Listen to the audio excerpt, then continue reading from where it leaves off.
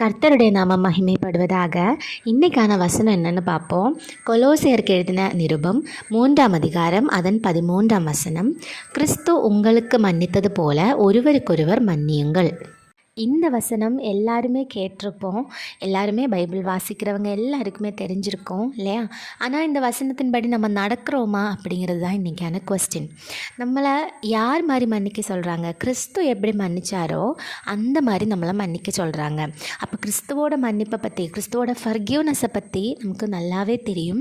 அவரை க்ரூசிஃபை பண்ணவங்கள கூட அவர் மன்னிச்சிட்டாரு இல்லையா? ஆனால் நம்மளை சின்னதாக யாராவது ஏதாவது சின்னதாக சொல்லிட்டா போதும், நம்ம அவங்கள மன்னிக்கவே மாட்டோம். அவங்க மேலே நமக்கு கோபம் இருந்துக்கிட்டே இருக்கும். இனிமேல் அப்படி இருக்கக்கூடாது. நம்மளை கிறிஸ்து எப்படி எல்லாரையும் மன்னிச்சாரோ அதே மாதிரி நம்மளும் நம்மளோட கூட இருக்கிற எல்லாரையும் அவங்க பண்ண சின்ன சின்ன தப்புகளை நம்மளால் மன்னிக்க முடியணும். Okay, praise the Lord. Amen.